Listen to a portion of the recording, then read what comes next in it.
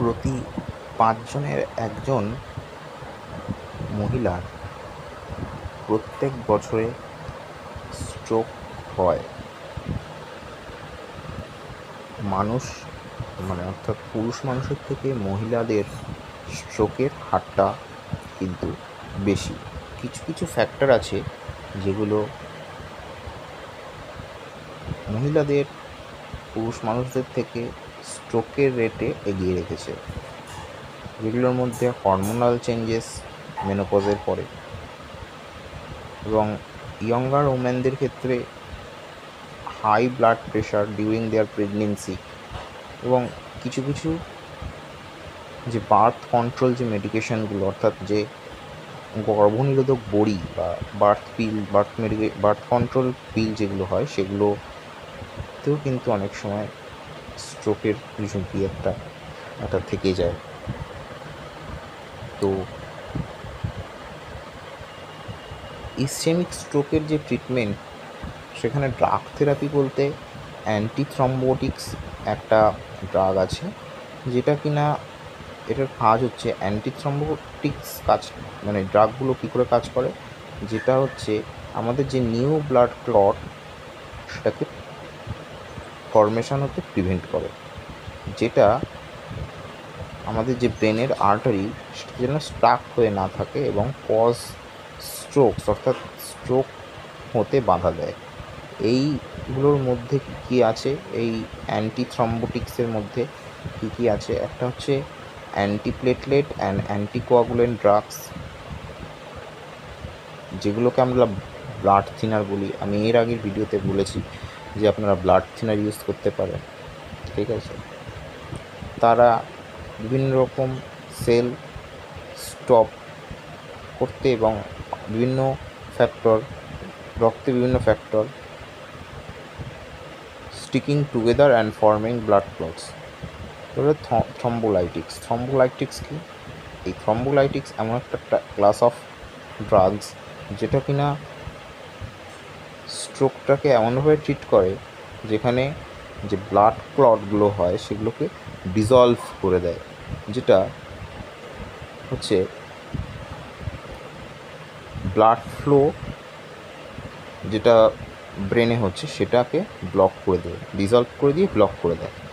এইটাতে কি হয়, most commonly use drug for thrombolytic therapy is called tissue plasminogen activator, TPA.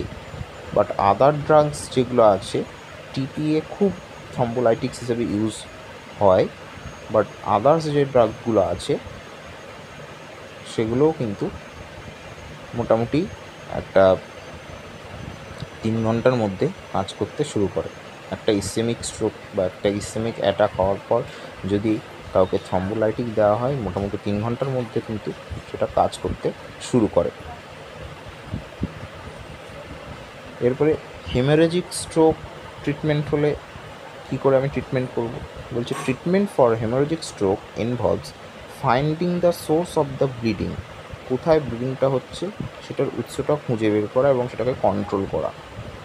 Haemorrhagic stroke যে হচ্ছে সেটা আস্তে আস্তে আস্তে আস্তে একটা বাজে পর্যায়ে চলে যায় যখন থ্রম্বোলাইটিক মেডিকেশান চালু করা হয়। So it is essential to determine the type of stroke before starting emergency treatment. কী ধরনের হেমারেজিক স্ট্রোক হয়েছে সেটা আমাকে জেনে নিতে হবে, তারপরে আমি তার ট্রিটমেন্টটা স্টার্ট করব। Haemorrhagic strokes require surgery. Haemorrhagic stroke surgery প্রয়োজন, হেমারেজিক স্ট্রোকে সার্জারি প্রয়োজন, এবং অন্যান্য যে পদ্ধতিগুলো আছে সেটাতে যে রক্তক্ষরণ এবং যে রিলিফ পাওয়া যায় তাতে কিন্তু রক্তক্ষরণ এবং যে একটা যে চাপ, সেই চাপের থেকে একটা রিলিফ পাওয়া অন দ্য ব্রেনের ওপরে যে একটা চাপ পড়ে সেটা থেকে রিলিফ পাওয়া caused by the excess fluid, অতিরিক্ত ফ্লুইডের কারণে। এছাড়া সার্জারি এবং ভাস্কুলার প্রসিডিওরও আছে হেমারেজিক স্ট্রোকের ক্ষেত্রে। এছাড়া আছে আপনার অ্যাঞ্জিওপ্লাস্টি, এছাড়া আছে স্টেন্ট বসায়, এছাড়া আছে ক্যারোটিড এন্ডার্ট ক্যারোটিড এন্ডারটেরেক্টমি, অর্থাৎ এটা একটা সার্জিক্যাল প্রসিডিওর যেখানে কিনা একজন ডক্টর ব্রেনের থেকে ফ্যাটি ডিপোজিটসগুলোকে রিমুভ করে দেয়। কী করে না, দুটো ক্যারোটিড আর্টারির একটাকে ব্লক করে ফ্যাটি ডিপোজিটগুলোকে রিমুভ করে এই জিনিসটা করা হয়। ওকে, এবার হচ্ছে এন্ডোভাস্কিউলার থ্রম্বেক্টমি। এটার মানে কি, যে একটা লার্জ অ্যামাউন্ট অফ ক্লটটাকে রিমুভ করে দেওয়া, কি একটা স্পেশাল ডিভাইসের মাধ্যমে, যেটা কিনা সাকশান আউট করে অথবা একটা ক্লটকে একটা গ্র্যাব করে অথবা টেনে সেটাকে বের করে দেওয়া। তো মোটামুটি এটা একটা ট্রিটমেন্ট হয়। এছাড়া যে একটা স্ট্রোকের পরে কী মোটামুটি হতে পারে তার একটা ধারণা আমি দিয়ে রাখছি ছোট করে, যে একটা হয় রিহ্যাবিলিটেশন ফ্রম স্ট্রোক। তাতে ফিজিক্যাল থেরাপি আছে। অর্থাৎ walking, sitting, standing therapy, lying down, অর্থাৎ সেই মানুষটা যাতে আস্তে আস্তে মোটর অ্যাক্টিভিটিসগুলো করতে পারে, যেমন হাঁটা, বসা, দাঁড়ানো, শোয়া, এইভাবে ফিজিওথেরাপি করে তার ফিজিক্যাল থেরাপিগুলো করে সেটা যাতে করতে পারে। নেক্সট হচ্ছে অকুপেশনাল থেরাপি যেগুলো আছে, যেমন খাওয়া, কোনো কিছু পান করা বা চেবানো, আস্তে আস্তে স্নান করা, জামা কাপড় পরা, রান্না করা।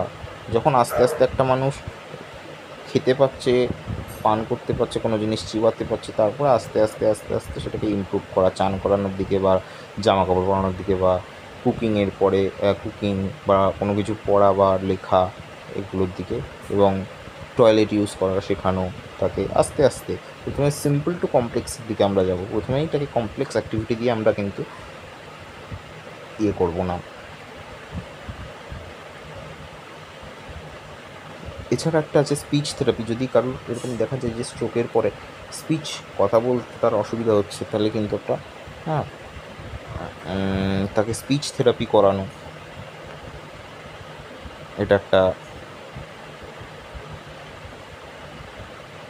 হতে পারে। তো এই ছিল আজকে আমার ট্রিটমেন্ট বেসিক আলোচনা। যদি কারোর কোনো বক্তব্য থাকে তাহলে তিনি কমেন্ট বক্সে করতে পারেন। আমার যোগাযোগের নাম্বার 7980724899। আমার নিজস্ব চেম্বার বেলঘরিয়া 6/5 হরিপদ মুখার্জি স্ট্রিট, বেলঘরিয়া, কলকাতা 56, আমার নিজের বাড়িতে। যদি কেউ ডায়েট চার্টের জন্য যোগাযোগ করতে পারেন এই নম্বরে।